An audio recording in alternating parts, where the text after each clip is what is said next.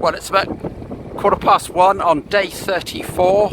That's Monday the 12th of June, I think. Yes, 12th of June.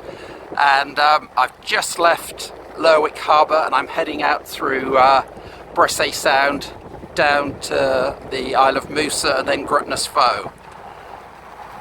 It's been a reasonably sort of sunny morning, sunny spells, but there's a really chilly south wind blowing that's going to be on my nose most of the way down. That's looking back down to Lerwick, and there's another big cruise ship in, and that's the north entrance, and then there's the Isle of Bressay.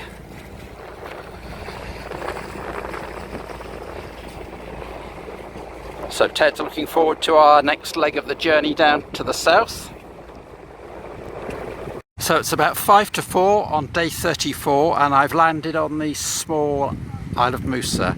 Rhyl Dyfi is in a little bay that's safe for anchorage just behind that jagged rock, and I rowed ashore and I'm here to visit this broch, which apparently is the most fine example of a broch in the world. It's the most complete one in Scotland, and it's in a very strategic position overlooking the sea and the coast. So this is the island of Musa, and over there that's Sunborough Head in the distance and mainland Shetland, the coast of mainland Shetland. So nobody's really sure what the brochs were intended for, whether they were a fortification or a living place or a show of wealth. But and there's obviously the remains of an old farmhouse behind. Lots of sheep around, and I don't think there are many other people on the island. I saw some tents, but I don't know whether there are people actually camping. So I'm going to go through the door and explore the inside. So this is inside the broch, and it's a very impressive structure.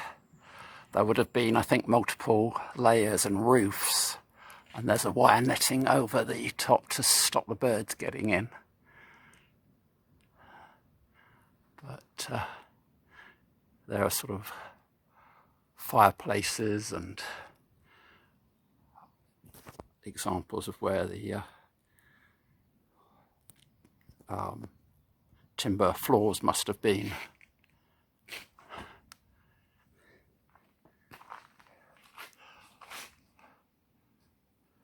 That's back down through it. So it's double walled, and it's really thick walls.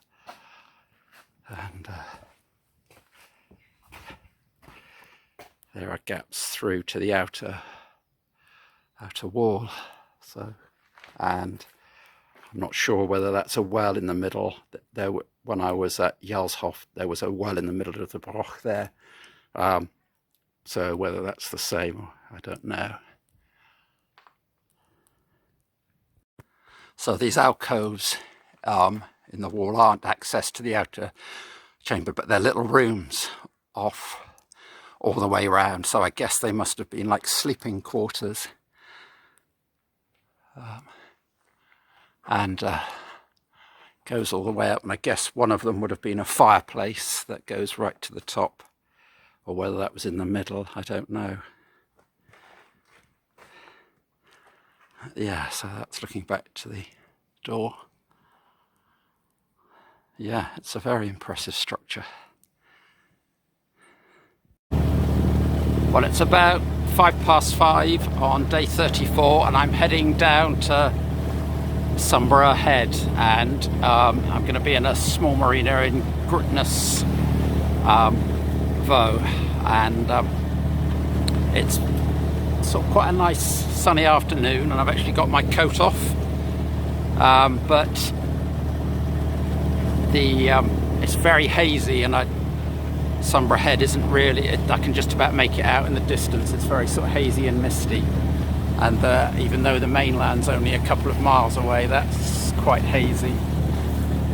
it's one of these days again when there's no wind and the seas are very flat, but there's big rolling waves coming in from the sort of east, southeast, and so it's a little bit uncomfortable because the boat is just sort of rolling back from side to side. And that's No Nest Head behind me, and then the Isle of Musa in the distance.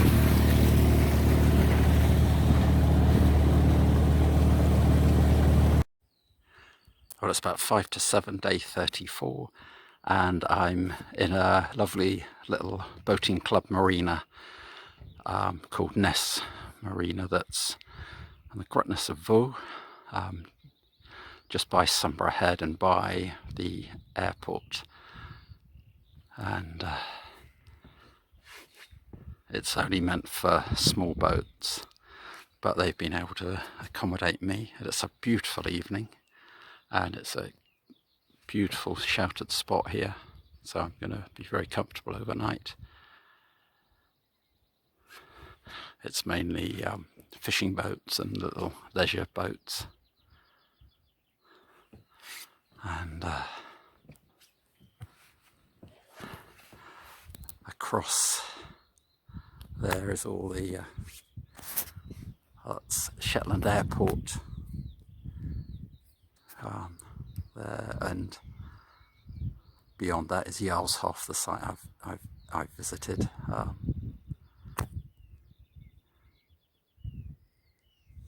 And don't think, oh yes, and behind the fishing boat,